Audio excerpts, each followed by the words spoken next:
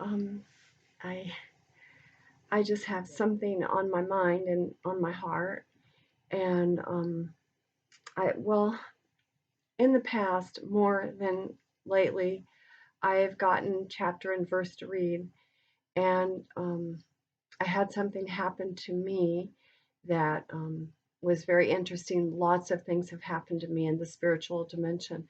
But one thing that happened to me several years ago, and I can't remember the year, I'm going to have to ask Gary because I think Gary had a thing that happened that year that would make him remember. But for 1 week, every time in the morning when I would start to open my Bible, God would give me chapter and verse of certain things that would always be related. They would be like, one would say, for example, um, the hills will frolic like a little goat. You know how little goats jump. And anyway, so like the hills would be frolicking or moving, shaking. So everything was about the earth moving. And every verse and chapter I would be given during that week was like that. Okay, so it's all about the earth shaking. And I don't know if you want to call it getting annoyed. I sometimes wonder, the way God handles me, but I try to go along with it. Whatever He tells me, I try to do it.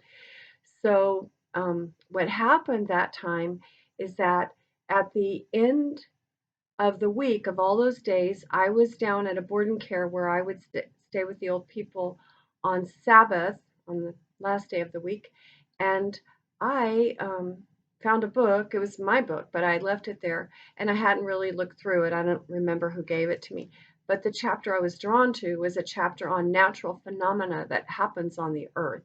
And when we have that phenomena, the whole reason, if God allows something to happen that is weird in nature, a storm or an earthquake, is to bring us to God, to bring us to hook in, to let Him hold us, to be really close, right? So, okay, so I understood He's telling me the whole week about earthquakes. And that night, I was a Saturday night, of course, and I was home in my apartment in St. Helena, and I was lying down on the carpet because I think I fell asleep watching TV or something.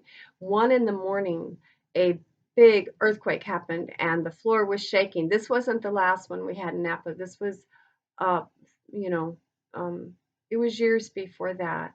I think it was in around like right after the year 2000, the early 2000s, 1, 2, 3. I'm not sure, but it was in that time because I remember where I lived when it happened. And so I was shocked. I woke up and underneath me that I was sleeping right on the floor was just shaking, vibrating, shaking. So it was an earthquake. So I had that little story told to me all through the week about to be aware of shaking. And then at the end of the week, why God allows natural phenomena to happen that are deviant, always to bring us closer to Him, right? Okay. So lately, a few days ago, and I've been, during this time, I've been spending more time in the Word because we're all in this funny Corona time together, right? So I've been spending more time in the Word, and I got directed to a verse, and it was this Matthew 28, verse 2. Behold, well, it says, and behold, there was a great earthquake, for the angel of the Lord descended from heaven and came and rolled back the stone from the door and sat upon it. So I was kind of trying to think, do I remember this? That the angel of the Lord, as he descended, there was a big earthquake. And I looked up the word in Greek, and it means big, like big.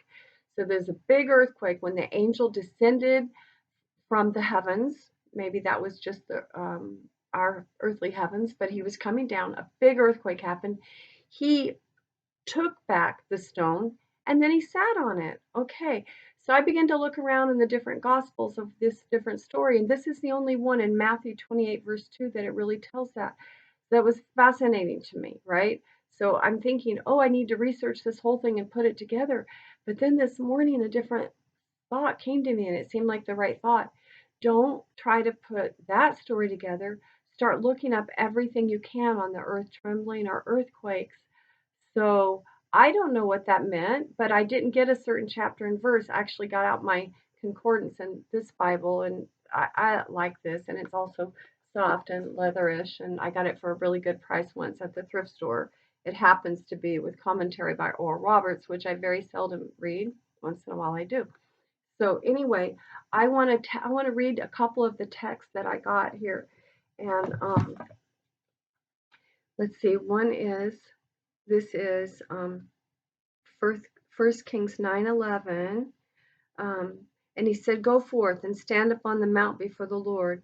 And behold, the Lord passed by, and a great and strong wind rent the mountains, and brake the rock in pieces before the land.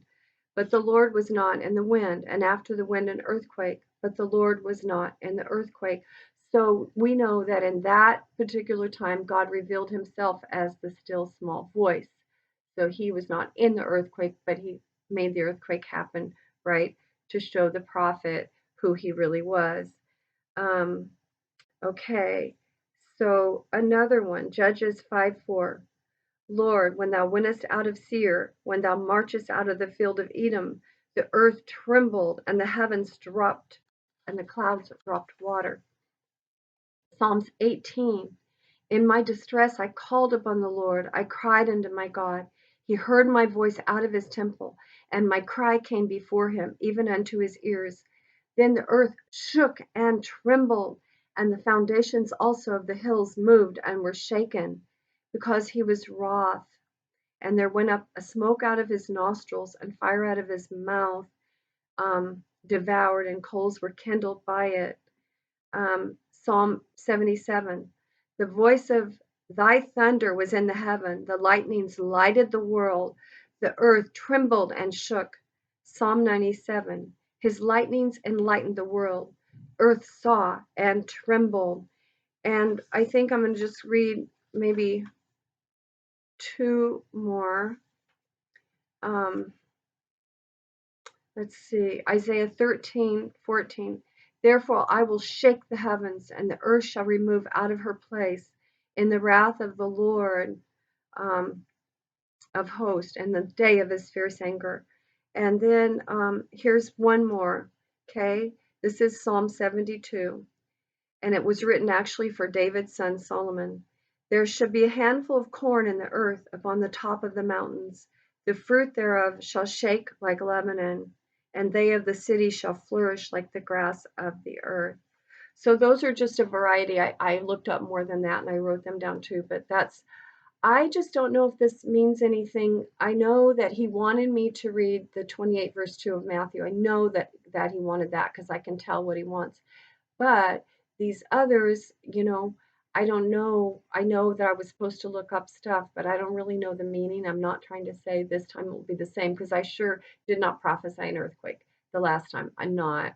It just happened and it was like a message for me to always get close to him in trouble, in physical trouble, and that was about earthly deviant behavior on the earth.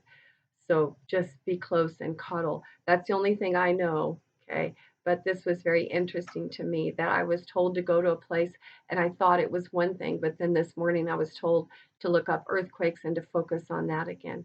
Anyway, God bless. So it's so fun. It's so fun.